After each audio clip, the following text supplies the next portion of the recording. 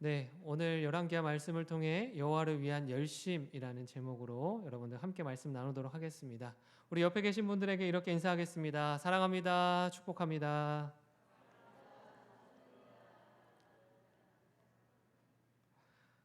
네, 덜 사랑하시고 덜 축복하시는 것 같은데요.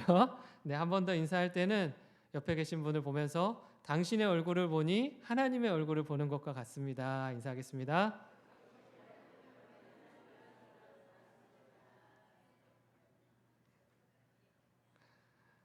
네. 하나님의 얼굴을 보면 얼마나 기쁘겠습니까? 네, 그 기쁜 마음으로 옆에 분들을 바라보시고 서로 축복하실 수 있는 모두가 되었으면 좋겠습니다. 2024년 새해가 시작한 지 얼마 되지 않은 것 같은데요. 벌써 9월의 첫날이 되었습니다. 올 한 해를 허락하시고 또 9월까지 우리의 삶을 인도해 주신 하나님께 또 감사와 은혜의 고백을 드릴 수 있는 모두가 되었으면 좋겠습니다. 이렇게 9월까지 인도하신 것도 참 감사한 일인데요. 9월이 되면 이 9월을 유독 힘들어하는 사람들이 몇 있습니다. 누구일까요? 9월을 가장 싫어하는 사람들이 있습니다. 네, 대학생들입니다. 9월이 되면요, 이제 개강을 하기 때문에 굉장히 힘들어합니다. 제가 어제 이제 토요일 날 청년 선생님들과 이제 같이 식사할 기회가 있어서 점심 식사를 같이 했는데요. 주된 이슈가 뭐였냐면요, 이제 바로 개강이었습니다. 다시 학교를 가려고 하니까 힘들어 죽겠다. 뭐 이런 얘기였습니다. 그래서 어떻게 이 3개월을 버틸 수 있을까? 이 힘들고 긴 이 학기를 어떻게 버틸 수 있을까? 그래도 열심을 해서 맡겨진 바 또 등록금도 많이 냈으니까 잘 버텨야 되겠다. 잘 마쳐야겠다. 이런 얘기를 했습니다. 그래서 상반기를 이제 지나고 하반기에 접어들자 힘들어하는 모습을 보게 되었다라는 겁니다. 그런데요, 대학생뿐만 아니라 또 9월 달이 되면 힘들어하시는 분들이 있습니다. 누굴까요? 네, 직장인들입니다. 네, 직장인들이 왜 힘들어하냐면 상반기를 열심히 버틸 수 있었던 건 무엇 때문이냐면 8월에 찾아오는 이 여름 휴가 때문이다라고 많이들 이야기합니다. 그래서 가족들과 함께 이제 8월이 되면 해외로 나가기도 하고 아니면 국내에 좋은 여행지를 가서 우리가 맛있는 것도 먹고 같이 바다도 보고 또 힐링도 하면서 즐거운 시간을 보내자. 그러면서 또 다시 충전해서 또 남은 기간을 또 잘 보낼 수 있도록 우리가 잘 충전하고 돌아오자라는 마음을 가지고 이 상반기를 버틴다라는 겁니다. 근데 막상 휴가를 갔다 오면 어떻게 될까요? 네, 휴가 후유증에 걸려서 네, 더 힘들어한다라고 합니다. 이게 쉬지 않았으면 끊기지 않고 쭉 일을 했으면 괜찮은데 중간에 한번 텀을 주고 쉬니까 이게 일하는 게 더 힘들어져서 또 다시 적응하는데 꽤 오랜 시간이 걸려서 힘들어한다라고 합니다. 이뿐만 아니라 9월에는요 굉장히 중요한 시기입니다. 왜냐하면 새해를 시작하면서 우리가 다짐했던 수많은 목표들이 있을 것인데 그것들이 잘 진행되었는지 이제 그것들을 나름대로 평가하고요, 내가 계획대로 잘 살았는지에 대해서 중간 점검하며 돌아보는 시기가 바로 9월이기 때문입니다. 여러분, 올 한 해를 시작하면서 목표하고 다짐했던 것들 잘 지키고 계십니까? 한 분도 내라고 대답을 하지 않으시네요. 네, 여전히 그 일에 열심을 내고 계십니까? 그렇지 않은 때가 많다라는 거죠. 한번 살짝 점검해 보도록 하겠습니다. 이제 새해가 시작이 되면요, 사람들이 가장 많이 붐비는 곳이 있습니다. 어디일까요? 네, 운동하는 운동센터라고 합니다. 그래서 새해만 되면요, 헬스장에 그렇게 사람들이 넘쳐난다고 합니다. 그래서 그 전에는요 계속해서 제발 좀 와주세요. 저희가 할인 이벤트를 합니다. 몇 개월에 9만 원 뭐 이렇게 하면서 아무리 이벤트를 해도 찾아오지 않던 사람들이요 새해가 딱 시작되자마자 물밀듯이 밀려 들어오기 시작한다라는 겁니다. 그것뿐만 아니라요, 헬스장뿐만 아니라 이제 저는 건강을 위해서 가끔씩 수영을 합니다. 근데 이 수영장에 가보면 새해가 되면 이제 온라인으로 새로운 사람들은 신청을 받곤 하는데요, 오픈되자마자 어떻게 될까요? 접수가 마감이 됩니다.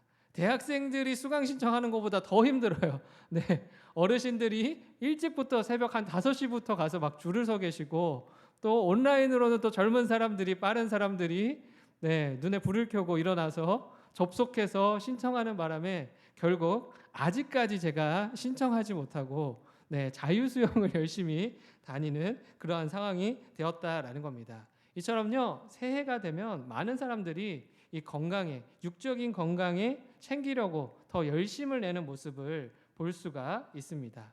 그래서 인터넷에 통계 조사를 보니까요, 2,000명을 대상으로 새해에 올 한 해 뭘 가장 챙기고 싶냐 이런 것들을 조사했더니 1위가 무엇이었냐면 건강이었습니다. 33%. 그리고 2위가 무엇이었을까요? 자기 개발. 독서도 하고 자격증도 따고 언어도 하고 다양한 것들을 하자. 그리고 3등은 무엇이었을까요? 아마도 많은 분들의 네, 기도 제목이고 소원이지 않을까 싶은데요. 3등이 뭐였을까요? 다이어트였습니다. 다이어트. 네, 우리 권사님들 날마다 다이어트 하신다고 고생을 많이 하시는데 네, 매년 새해 원하는 소원에 빠지지 않는 게 다이어트인 것 같습니다. 올해 못하면 내년으로, 내년에 못하면 내후년으로, 이번 생에 못하면 저 천국에서라도 가벼운 몸을 유지해보자 이런 마음으로 가지면서 평생의 과제로 짊어지고 가고 있는 것 같습니다. 자, 그런데 이처럼 새해가 되면 많은 사람들이 열심을 가지고 무엇인가를 해보려고 합니다. 건강의 문제, 또 자기 개발의 문제, 다양한 문제들을 놓고 깊이 고민하고 열심을 낸다라는 겁니다. 그리고 이 9월쯤이 되면요, 상반기를 지나고 이제 하반기를 접어들기 시작하면서 지금까지 내가 해왔던 것들을 중간 점검하고요, 연말까지 내가 못다 이룬 것들을 꼭 성공해보리라 라고 다짐하면서 다시 열심의 마음을 가진다라는 겁니다. 근데 중요한 것들은요, 단순히 우리들이 이러한 육적인 것들에만, 육적인 건강만을 위해서 내는 열심이 아니라 하나님을 위한 열심, 영적인 열심도 이같이 낼 수 있었으면 좋겠다라는 것입니다. 인간적인 열심은 많지만 영적인 열심을 내는 사람은 많지 않기 때문입니다. 나의 건강을 위해서는요, 많은 사람들이요, 열일을 제쳐놓습니다. 열일 제쳐놓고 내 건강 챙기기에 바쁩니다. 또 나를 개발하기에 바쁩니다. 그래서 내가 더 좋은 위치에 또 좋은 곳에 안착하기 위해 그렇게 열심을 낸다라는 겁니다. 그런데 영적인 열심에 있어서는요, 늘 뒷전이 된다라는 것이죠. 근데 그도 그럴 것이 인간적인 열심은요, 우리가 조금만 열심을 내면요, 티가 납니다. 그래서 그 효과를 즉시 체험하곤 합니다. 조금 운동하면요, 근육이 막 생긴 것 같습니다. 또 다이어트를 조금 하면요, 뱃살이 빠진 것 같은 그런 느낌이 든다라는 거죠. 그리고 더 중요한 것은 내가 인간적인 열심을 내면 티가 나니까 다른 사람들이 알아봐주기 시작한다라는 겁니다. 목사님 살이 좀 빠지신 것 같아요. 목사님 근육이 좀 생기신 것 같아요. 이런 식으로 알아봐준다라는 거죠. 그것이 굉장히 기쁘게 만드는 것이죠. 그러나 영적인 열심은 어떻습니까? 내가 아무리 열심히 성경을 보고 기도하고 또 영적인 성숙을 향해 달려간다고 해도 잘 티가 나지 않는다라는 겁니다. 그렇기 때문에 우리가 영적인 열심보다는 눈에 잘 띄는 인간적인 열심에 몰두하고 집중할 때가 많이 있다라는 것이죠. 그러나 그럼에도 불구하고요, 눈에 잘 드러나지는 않지만 그러나 그럼에도 불구하고 남은 이제 하반기를 살아가는 우리들의 삶 가운데는요, 육적인 건강이나 인간적인 열심보다 영적인 열심을 더 낼 수 있는 모두가 되었으면 좋겠습니다. 그래서 하나님께 집중하고요, 하나님을 위한 그 열심의 마음으로 나의 마음과 삶이 가득 채워져서 그 열심을 향해 달려나아가는 모든 성도님들이 되기를 간절히 소망합니다. 그렇다면 이처럼 남은 하반기를 하나님을 위한 열심, 또 영적인 열심을 가지고 살아가야 될 것인데, 이 열심을 어떠한 열심을 가져야 할지에 대해서 우리 두 가지로 함께 알아보도록 하겠습니다. 자, 첫 번째는요, 열심을 가지되 올바른 열심을 가지는 것이 중요하다라는 겁니다. 이제 세상에서는요, 뭐가 중요하다라고 이야기하냐면 속도가 중요하다라고 이야기합니다. 그래서 빌 게이츠는요, 빠른 것이 느린 것을 잡아먹는 시대에 우리가 살고 있다라고 이야기했습니다. 그러다 보니까요, 자연스럽게 속도는 사람들의 삶을 움직이는 중요한 가치관이 되어버린 것 같습니다.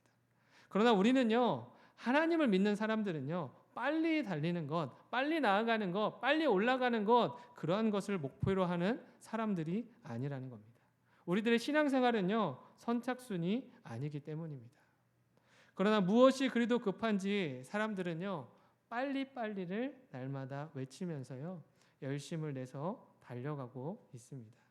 신앙에 있어서 빠르게보다 더 중요한 것은 무엇이냐면 내가 올바른 방향으로 가고 있는지, 하나님의 그 말씀 위에서 내가 그 길을 한 걸음씩 따라 걷고 있는지, 이것이 더 중요하다라는 겁니다. 이제 육상 경기가 있었다라고 합니다. 그래서 400m 육상 경기가 있어서 선수들이 쫙 들어섰습니다.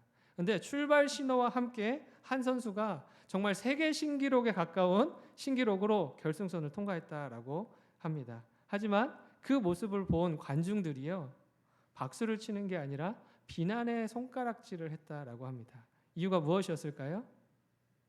정해진 트랙이 아니라요, 정해진 그 라인으로 달리는 것이 아니라 그 결승선을 향해 빨리 들어가고 싶은 마음에 가로질러 들어갔기 때문입니다. 자신의 욕심을 채우고자 그 열심을 내서 가장 빠른 길로 가로질러 갔기 때문입니다.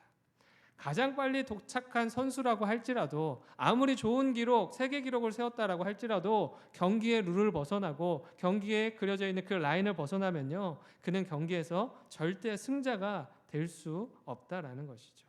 오히려 빨리 들어가는 것이 해가 될 때도 있는 거다라고 이야기하는 겁니다. 빨리 달리는 것보다 이보다 더 중요한 것은요, 지금 이 순간 내가 어느 길을 걷고 있는지를 아는 것입니다. 또 올바른 길로 가고 있는지를 보는 것입니다.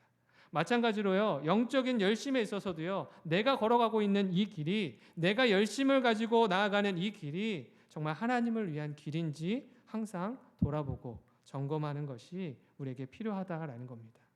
오늘 본문 말씀에는요, 하나님께 기름 부으심을 받았고요, 또 이스라엘의 왕이 되었던 예후라고 하는 사람이 등장합니다. 하나님께서 이 예후 왕을 통해서 세우시고 이루고자 하셨던 목적은요, 분명합니다. 무엇이냐면 죄악으로 가득했던 아합의 가문을 척결하는 것, 그것을 사명으로 맡기고 예후를 부르시고 세우셨다라는 겁니다. 하나님이 예후를 기름 부으시고 왕으로 세우셨다는 것은 그를 아합 가문을 심판하고 하나님의 뜻을 이루기 위한 도구로 선택하셨다라는 사실을 의미합니다. 하나님의 이 부르심 앞에요, 예후가 어떻게 행동하냐면요, 굉장히 신실하게 자신에게 맡겨진 역할들을, 또 사역들을 감당해 나아가기 시작합니다. 첫 번째는요, 아합의 가문과 관련된 사람들을 순서대로 제거하는 모습을 보입니다. 가장 먼저는 아합의 아내였던 이세벨, 그 이세벨을 죽이고요. 두 번째는 아합의 아들 70명과 제사장들을 죽입니다. 또 세 번째는요, 아하시아 왕의 형제였던 42명을 하나도 남기지 않고 하나님의 말씀을 따라서 그렇게 아합의 가문을 척결해 나아가는 모습을 보여줍니다. 그가 하나님을 향한 열심이 얼마나 뛰어나는지요, 그는 16절 말씀에서 이와 같이 고백하고 있습니다. 함께 읽어보겠습니다. 시작. 이르다 나와 함께 가서 여호와를 위한 나의 열심을 보라 하고 이에 자기 병거에 태우고. 예후가 옆에 사람을 태우고 이렇게 이야기하는 겁니다. 이르되 나와 함께 가서 여호와를 위한 나의 열심을 보라 라고 이야기합니다. 예후는 자신이 행하는 모든 일이요, 여호와 하나님을 위한 일이라고 자부하고 있고요, 그것을 자부하며 행하고 있다라는 겁니다. 그 누구보다 하나님 앞에서 열심의 마음을 가지고 행하는 일이라고 보란 듯이 선포하고 있다라는 겁니다. 그러나 그가 드리는 고백은요, 지금 당장 눈앞에 있는 그 사람에게 잘 보이기 위한 고백이었다라는 겁니다. 정말 하나님 앞에 드리는 믿음과 신앙의 고백이 아니라요, 다른 사람에게 나 자신이 어떤 사람인지를 보여주기 위한 위선적인 열심의 고백이었다라는 것이죠. 그의 옆에는요, 지금 레갑의 아들이었던 여호나답이라고 하는 사람이 태워져 있습니다. 그를 병거에 태우고 아합에 속한 자들을 진멸하러 가는 길에, 또 다른 이들을 진멸하러 가는 길에 이와 같은 고백을 했다라는 겁니다. 그러니까 누군가에게 잘 보이기 위한, 나의 열심이 얼마나 뛰어난지를 보여주기 위해 이러한 고백을 드렸다라는 겁니다. 하나님께 드려졌던 믿음의 고백이 아니라 사람에게 보이기 위한 열심의 고백이었던 것이죠. 이처럼 위선의 고백이나 행동이나 이런 것들이 나타나는 결정적인 이유가 무엇입니까? 누군가를 신경 쓰기 때문에 나타나는 것이죠. 다른 누군가의 평가가 중요해서 자신의 내면과 다른 모습을 만들어내려고 하는 것이 바로 위선이라는 것입니다. 그렇습니다. 지금 예후에게는요, 하나님의 말씀을 이루기 위한 그 도구로 쓰임받는 기쁨보다요, 다른 사람에게 비춰지는 자신의 모습, 자랑스러운 자신의 모습에 더 열심을 보이고 있다라는 겁니다. 그렇기 때문에 다른 누군가가 보았을 때 내가 그렇게 자랑스러워할 만한 모습을 가진 사람이란 것을 보여주면서 그것을 더 기뻐하는, 기쁨을 누리는 예후의 모습을 발견하게 된다라는 겁니다. 그 중심에는요, 예후가 내가 중심이 되어서 내가 어떤 사람인지를 보라, 자랑스럽게 이야기하고 있는 겁니다. 그러나 예후가 행했던 모든 일들의 주체가 누구인지를 17절 말씀은요, 이렇게 이야기하고 있습니다. 17절 함께 읽겠습니다. 시작. 사마리아에 이르러 거기에 남아있는 바 아합에게 속한 자들을 죽여 진멸하였으니 여호와께서 엘리에게 이르신 말씀과 같이 되었더라. 아멘. 17절 말씀에서는요, 예후가 얼마나 많은 아합의 가문을 죽였는지 예후의 행동에 집중하는 것이 아니라 무엇이 이루어졌음을 알려줍니까? 하나님의 말씀이 이루어졌다라는 사실에 집중하고 있습니다. 중요한 것은 무엇이냐면 하나님의 말씀이 이루어졌다라는 사실입니다. 하나님의 일이 이루어지고 하나님의 뜻이 이루어져 가는 것이 주된 목적이고요, 주 뜻이었다라는 겁니다. 내가 무엇을 했다라는 것이 드러나는 것이 아니라 어떤 행위로서 내가 하나님께 돋보이는 존재가 되었다라는 것을 자랑하는 것이 아니라 하나님의 말씀이 이루어진 것을 보며 더 기뻐해야 하는 것이고요, 하나님의 도구로 쓰임받고 있다는 그 사실에 더 크게 기뻐했어야 했다라는 겁니다. 그러나 예후는요, 그렇지 않았다라는 것이죠. 예후의 기쁨은요, 내가 많은 일을 행했구나, 또 그로 인해 많은 사람들이 나를 꽤 괜찮은 사람으로, 하나님 앞에 열심을 내는 사람으로 그렇게 보는구나, 그래서 내가 자랑할 거리가 생겼구나 라는 그것에 있어서 열심을 내고 있다라는 것입니다. 여러분, 우리에게 있어서 올바른 열심이란 무엇입니까? 바로 하나님의 말씀보다 앞서지 않는 것입니다. 하나님의 말씀이 이루어지는 것보다 더 큰 기쁨이 내 인생 가운데 존재하지 않는 것입니다. 아무리 하나님을 위한 열심이라고 할지라도 그것이 하나님의 말씀보다 앞서서는 안 되고요, 정하신 것을 넘어가서는 안 되는 것입니다. 우리는 올바른 열심을 가지는 것이 얼마나 중요한 일인지를 수많은 이단들을 통해서 보게 됩니다. 이단에 속한 사람들은요, 그 누구보다 열심입니다. 제가 신대원생으로 학교를 다니고 있을 때 일입니다. 신학교를 이제 장로의 신학교를 다녔는데 그 학교를 가기 위해서는 언덕을 올라야 됩니다. 그 꼭 거쳐야만 언덕길을 올라야 하는데 그 언덕길에 2인조의 남녀로 구성된 나이가 좀 있으신 분들이 계속 서성이는 거예요. 계속 몇 날 며칠을 그렇게 서성이는 거예요. 그러면서 지나가는 신도원생들에게, 대부분 지나가는 사람들이 다 신도원생들밖에 없거든요. 또 그러니까 지나가는 사람들에게 말을 거는 거예요. 혹시 구워 받으셨습니까? 이렇게 물어보는 거죠. 그러면서 물꼬를 트면서 이런저런 이야기를 하는 거예요. 그러면서 자기들이 아는 교리, 자기들이 아는 생각, 그 말씀, 그런 것들을 이제 던지기 시작하는 겁니다. 근데 자세히 알고 보니까 그들이 누구였냐면 신천지였습니다. 그래서 신천지에서 교육을 받은 신입생들이 실습 나온 거예요. 신학생들을 상대로 우리가 아는 그 교리가 맞는지 한번 이야기를 해보고 싶어서 그렇게 찾아와서 실습을 했다라는 겁니다. 그래서 많은 사람들이 신학생들과 이야기를 하면서 막 다투기도 하고 언쟁하기도 하고 그런 모습을 또 보기도 했습니다.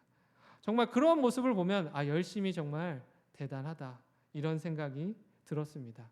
그래서 많은 사람들이요, 이단에게 다른 건 몰라도 열심 하나는 배워야 된다, 우스갯소리로 이런 이야기를 한다라는 겁니다. 그러나 그들의 열심에는요, 중요한 게 한 가지 빠져 있습니다. 그것이 무엇입니까? 하나님이 빠져 있다라는 것이죠. 하나님의 말씀이 빠져 있다라는 겁니다. 하나님의 말씀이 왜곡되어져서 전해지고 있다라는 겁니다. 그러니까 그들의 열심에는요, 하나님이 아닌 다른 것들로 채워져 있다라는 것이죠. 그것에 몰두되었고 마음을 빼앗기고 그것에 열심을 내고 있는 것이죠. 그러나 우리가 신앙이라고 하는 것은요, 무엇입니까? 하나님만 주목하게 되는 거죠. 하나님만 주목하며 사는 사람으로 변화되어져 가는 것, 이것이 신앙생활 아니겠습니까? 그러나 그것이 빠져 있다라는 겁니다. 다른 것을 향한 열심으로 가득 차 있다라고 한다면 그것은요, 제대로 된 신앙을 가졌다 말할 수 있는 것입니까? 그렇지 않다라는 것이죠. 그렇기 때문에 우리가 내는 이 열심이 무엇을 향해 있는지, 올바른 길을 향해 있는지, 하나님을 향해 있는지 그것을 날마다 점검해 보아야 한다라는 것입니다. 예후의 첫 시작도요, 여호와를 위한 열심이었을 것입니다. 여호와께 쓰임 받는다는 사실로 그 사실만으로도 기뻐서 즐거워했을 겁니다. 그러나 지금은 어떻습니까? 첫 시작의 마음은요, 온데간데 없어졌습니다. 또 여호와를 위한 열심은 없고요, 자신이 보여지는 것에 대한 열심을, 기쁨을 누리는데 혈안이 되어 있다라는 것이죠. 때로는 우리의 열심도요, 이와 같을 수 있습니다. 하나님을 위해서 시작한 열심이었지만 시간이 지나면서 결국 우리를 위한 열심으로, 사람을 위한 열심으로 변질될 수 있다는 겁니다. 사람에게 집중되는 열심은 하나님에게 아무런 의미가 없다라는 사실을 분명히 기억하시기 바랍니다. 그래야 해서 올 한 해를 시작하며 열심을 가지고 하나님을 섬기기로 작정했던 것들, 그것들이 사람이 아닌 하나님께 인정받기를 더 기뻐할 수 있는 그러한 자리로 나아가시는 모든 성도님들이 되었으면 좋겠습니다. 그래서 열심을 가지되 그 열심이 나를 향한 것이 아니라 하느님을 향해 있는, 하나님을 향해 달려가는 귀한 발걸음이 되기를 소망합니다.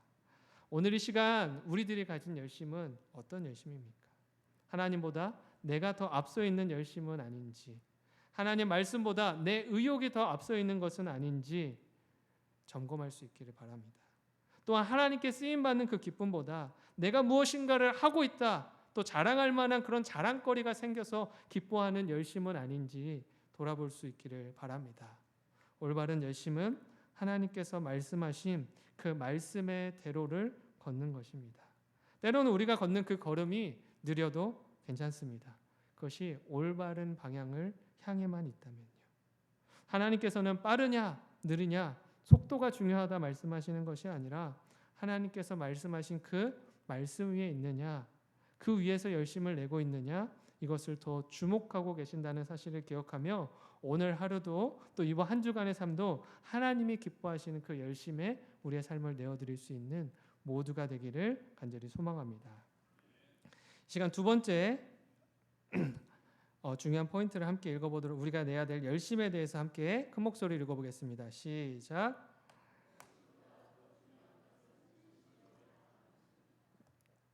열심보다 중요한 것은요, 전심을 다하는 것입니다. 그래서 우리가 사람들이 꼭 비싸고 좋은 선물을 받아야만 기뻐하는 것이 아닙니다. 때로는 이런 말도 안 되는 편지를 받을 때가 있는데요. 사진 한번 보여주실래요? 네, 무슨 글인지 보이십니까? 잘 보이지가 않죠. 네, 아주 어린 아기가 썼는데요. 할머니, 할아버지 건강하게 오래 사세요. 저도 저 내용을 확인하는데 굉장히 오래 걸렸습니다. 네, 근데 할머니, 할아버지 건강하게 오래 사세요. 뭐 이런 내용이었습니다. 꼭 우리가 비싸고 좋은 선물을 받아야만 기뻐하는 것이 아니라요, 아주 작은 편지라고 할지라도 우리가 기뻐할 수 있는 것은 무엇입니까? 그 안에 나를 향한 상대의 마음이, 진심 어린 마음이 가득 담겨 있기 때문입니다. 저거 한 글자 한 글자를 얼마나 정성스럽게 썼겠습니까? 글씨도 잘 모르는 것이 한 글자 한 글자를 쓰면서 얼마나 그 귀한 마음을 담았겠습니까? 사랑의 마음, 진실한 마음이 우리를 감동케 한다라는 겁니다. 이처럼 사람은요, 마음의 감동을 중요하게 생각하는 부분이 있습니다. 그러나 우리들뿐만 아니라 하나님도요, 마찬가지입니다. 하나님은 보여지는 행동보다 더 중요하게 여기시는 것이 있는데 그것은 바로 진실한 마음, 전심의 마음, 그것을 원한다라는 겁니다. 왜냐하면요, 하나님은 우리의 깊은 곳을 감찰하시는 분이기 때문입니다. 또 우리의 중심을 먼저 보시는 분이기 때문입니다. 우리의 행동이 아니라, 드러나는 어떠한 행동이 아니라 우리의 마음을 먼저 보여주라 말씀하시는 분이기 때문입니다. 행동은요, 마음을 보여주는 도구와 같습니다. 우리 안에 있는 마음들이요, 행동으로 그대로 드러나게 되는 것이죠. 이러한 측면에서 볼 때요, 예후의 행동을 통해 보게 되는 하나님을 향한 마음은 어떤 것처럼 보이십니까? 이어지는 25절 말씀에서는요, 아합의 가문을 넘어 바알을 섬기는 모든 제사장을 척결하기 위해 어떤 행동까지 했는지에 대해서 이렇게 이야기합니다. 열왕기하 10장 25절에서 27절 말씀을요 함께 읽겠습니다. 시작. 번제 드리기를 다음에 예후가 호위병과 지휘관들에게 이르되 들어가서 한 사람도 나가지 못하게 하고 죽이라 하매 호위병과 지휘관들이 칼로 그들을 죽여 밖에 던지고 바알의 신당 있는 성으로 가서 바알의 신당에서 목상들을 가져다가 불사르고 바알의 목상을 헐며 바알의 신당을 헐어서 변소를 만들었더니 오늘까지 이르니라. 아멘. 아합의 집안과 남유다 아시아의 형제들까지 깨끗하게 처리하고요, 이제는 바알을 몰래 섬기는 모두 제사장들까지 한 사람도 남기지 않고 정리했다라고 이야기합니다.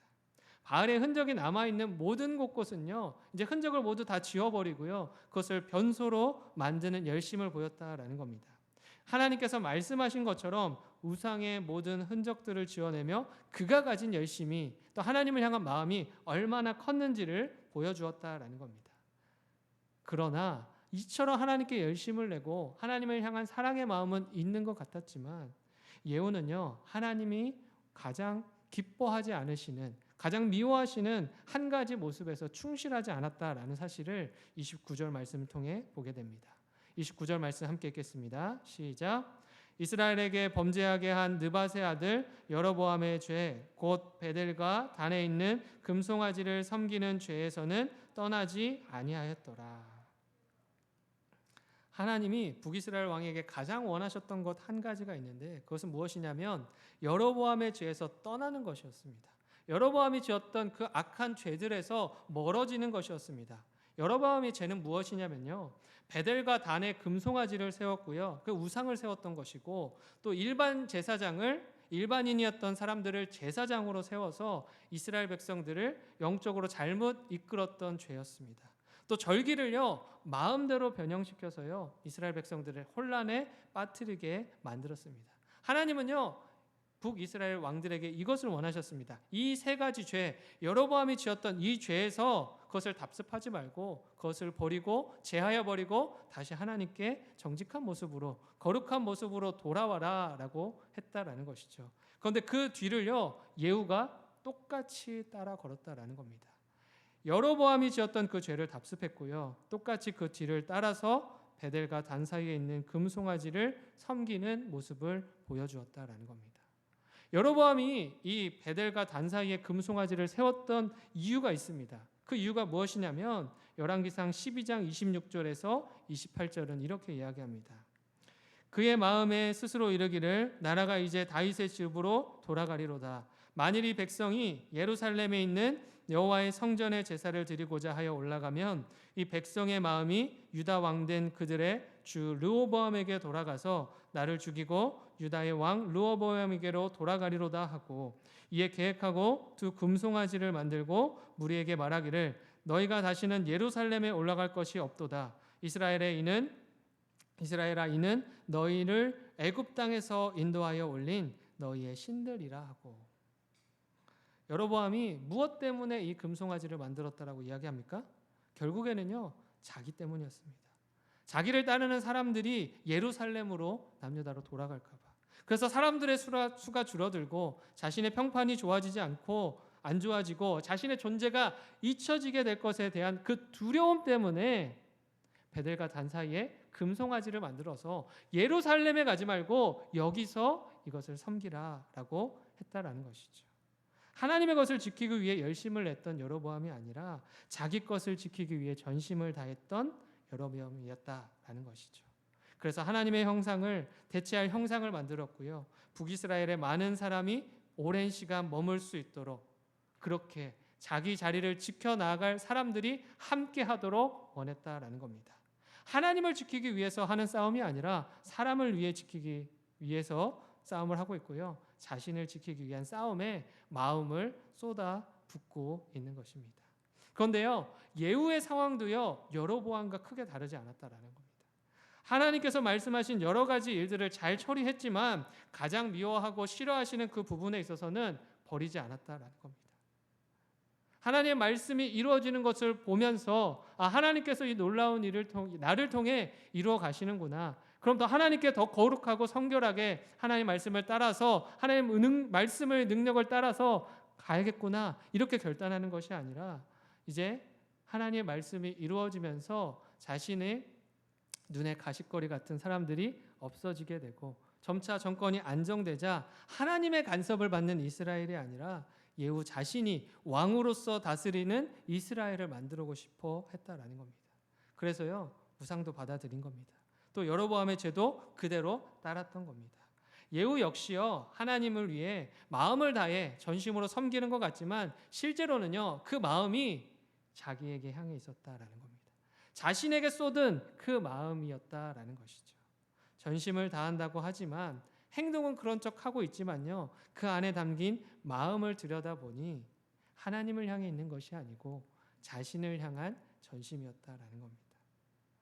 사무엘이요 이스라엘 백성들에게 전심을 다한다는 것이 무엇인지에 대해서 이렇게 설명합니다. 사무엘상 7장 3절 말씀입니다. 함께 읽겠습니다. 시작. 전심으로 여호와께 돌아오려거든 이방 신들과 아스다롯을 너희 중에 제거하고 너희 마음을 여호와께로 향하여 그만을 섬기라.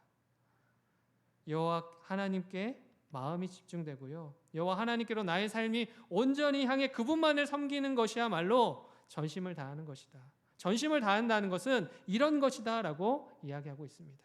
마음이 나뉘어진 상태가 아니라 마음이 나의 것과 하나님의 것으로 나뉘어져서 갈팡질팡하는 삶이 아니라 그것이 아니라 한 곳에 집중되어져 있는 상태, 한 곳에 몰두되어 있는 상태, 그것이 전심이다라고 이야기하고 있는 겁니다. 하나님을 향한 사람만이 내 안에 담겨 있고 하나님의 말씀만이 내 안에 남겨 있는 것, 그것이 전심이다라고 이야기하는 것이죠. 사도행전 10장 34절 5절에서도요 베드로는 이렇게 이야기합니다.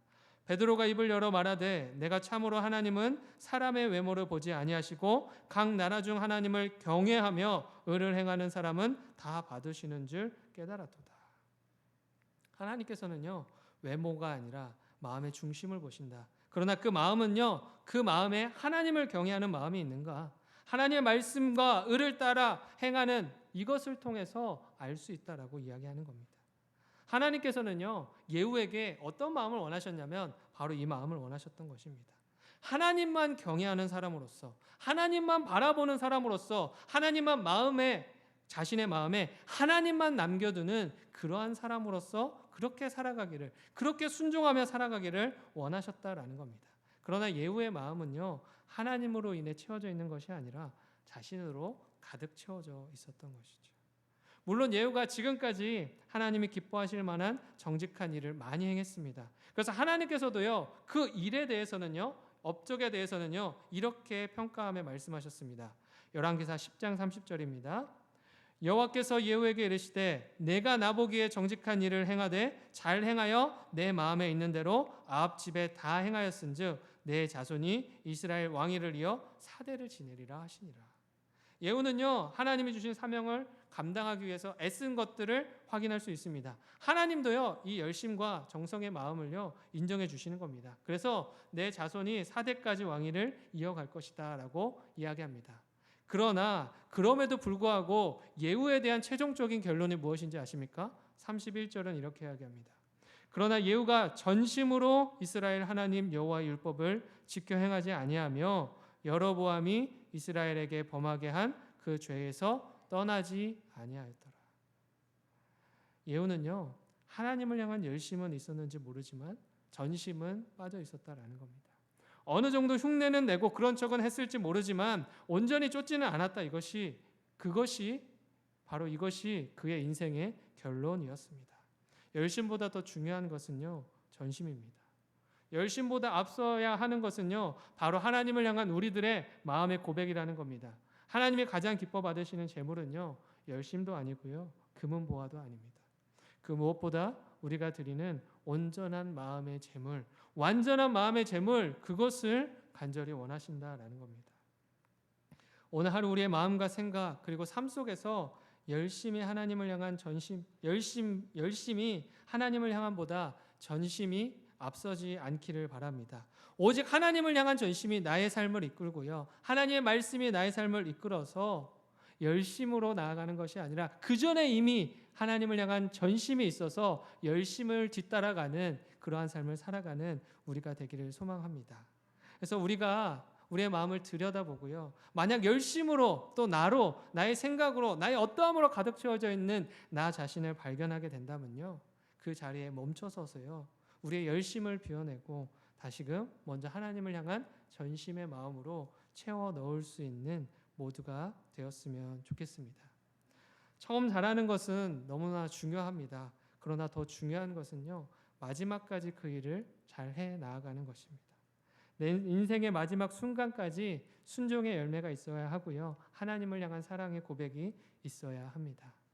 하나님께 순종한다면서 살았지만 우리가 천국에 갔을 때 생명책에 우리의 이름이 없다면 얼마나 불행한 일입니까? 지금의 은혜와 행복에 만족하는 것이 아니라 하나님을 전심으로 사랑하여서 그 사랑이 결코 날 멈추지 않아서 매일의 삶 가운데에 하나님을 향한 그 마음으로 그 사랑으로 내가 가득 차 있습니다. 그것을 고백하며 주님 앞으로 나아갈 때까지 그 끝날까지 영원토록 이 고백을 이어나가시는 모든 영신의 성도님들의 삶이 되기를 간절히 소망합니다. 지금 함께 기도하겠습니다.